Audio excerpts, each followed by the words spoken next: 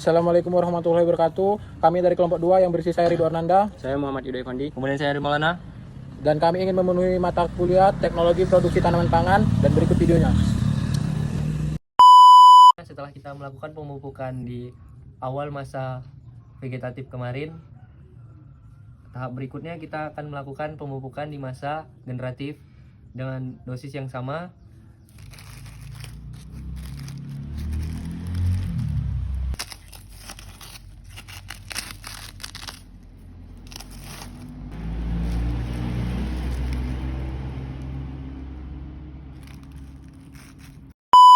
Selanjutnya saya akan memberikan pupuk tahap kedua pada fase generatif dengan perlakuan 100%.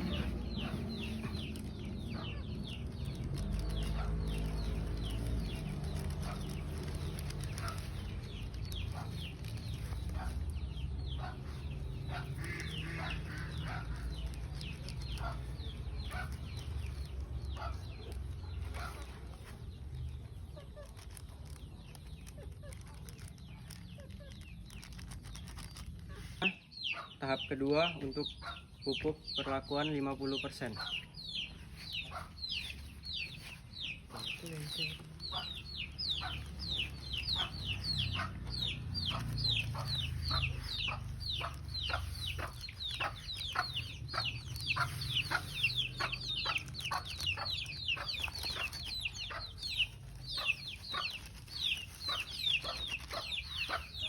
Baik, pada hari ini, tepat di hari Jumat, terhitung dari awal kami melakukan penanaman sudah 85 hari.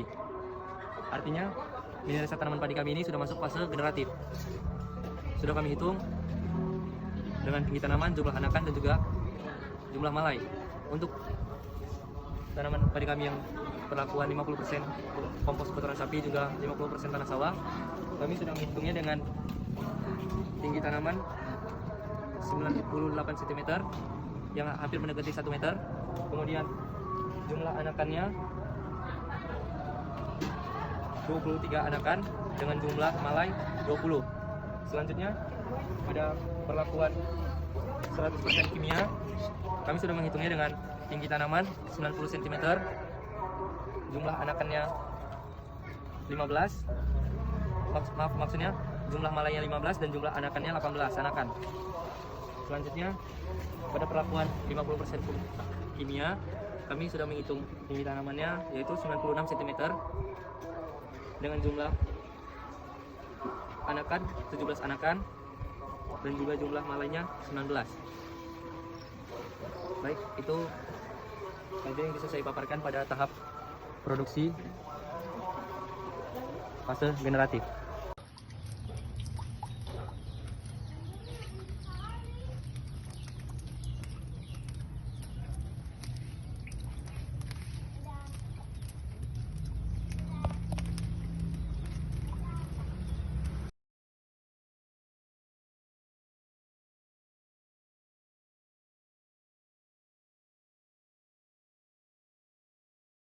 Kami akan menjelaskan apa kandungan yang ada pada pupuk kotoran sapi yang akan dijelaskan oleh teman saya, Yudo Effendi. Nah, untuk kandungan utama itu nitrogen 1-2%, sumber pupuk alami. Selanjutnya fosfor 0,5-1,5%, itu penting untuk pertumbuhan tanaman. Kalium 1-3% untuk membantu pertumbuhan dan perkembangan tanaman. Karbon 30-40%, itu sumber energi bagi mikroorganisme. Selanjutnya air H2O 70-80%. Selanjutnya kandungan sekunder, kalsium 0,5-1%, magnesium 0,2-0,5%,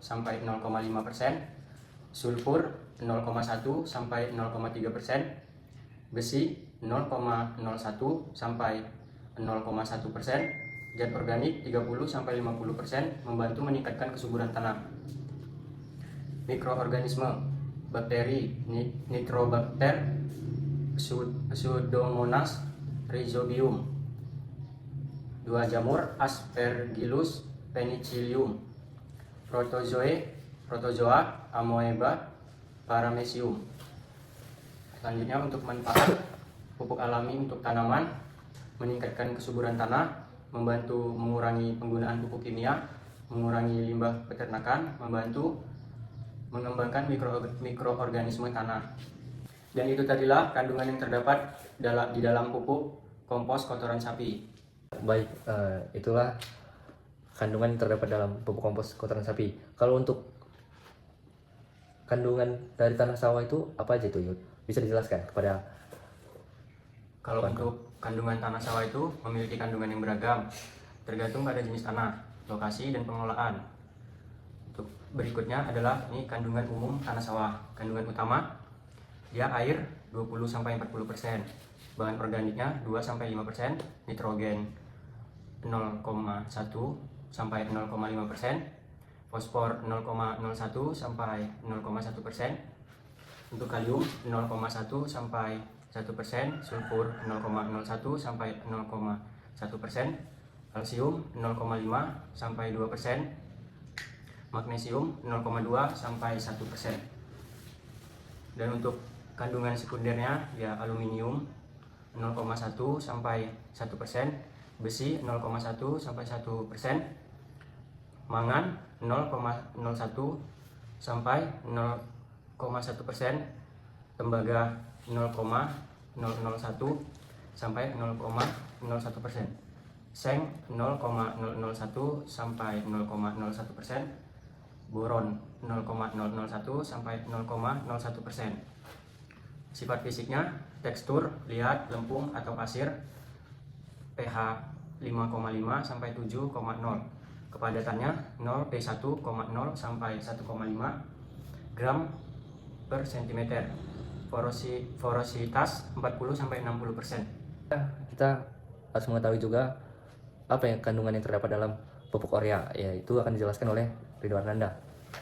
Kandungan dari pupuk urea itu sendiri adalah yang pertama nitrogen 46-46,5%, yang kedua adalah karbon 20-20,5%, yang ketiga adalah oksigen 31-31,5%, yang keempat hidrogen 6-6,5%, dan untuk kandungan sekundernya yaitu fosfor 0-1%, dan kalium 0-1%, sulfur 0-0,5%, kalsium 0-0,5%, dan magnesium 0-0,5%. Manfaatnya sendiri yaitu meningkatkan produksi tanam, meningkatkan pertumbuhan tanam, membantu pembentukan protein, meningkatkan kualitas buah dan sayuran, membantu mengurangi stres pada tanaman. Nah, itu adalah kandungan dari pupuk urea sendiri. Nah, untuk kandungan SP36 utamanya mengandung fosfor, ya fosfor 36%, sulfur 8-10%, dan untuk kandungan sekundernya dia mengandung nitrogen 0-1%, kalium 0-1%, kalsium 0-1%, dan magnesiumnya sendiri 0-0,5%. Untuk manfaatnya sendiri pada tanaman, pupuk SP ini dia meningkatkan produksi tanah, meningkatkan kualitas tanaman, membantu pertumbuhan akar, meningkatkan ketahanan tanam terhadap penyakit, membantu mengurangi stres tanaman juga. Untuk kandungan pupuk kacang itu sendiri, kandungan utamanya dia mengandung kalium yang 50-60% berbentuk K20, dan klorida 40-45%. Kandungan sekundernya dia mengandung nitrogen 0-1%, fosfor 0-1%, dan sulfur 0-0,5%. Magnesiumnya sendiri dia mengandung 0-0,5%, kalsium 0-0,5%. Untuk pemanfaatnya sendiri, pupuk kacang ini pada tanaman yaitu meningkatkan produksi tanaman, meningkatkan kualitas tanaman, membantu pertumbuhan akar, meningkatkan ketahanan tanam terhadap penyakit, membantu mengurangi stres dari tanaman. Baik, itu tadilah video mengenai produksi. Kami ucapkan terima kasih. Assalamualaikum warahmatullahi wabarakatuh.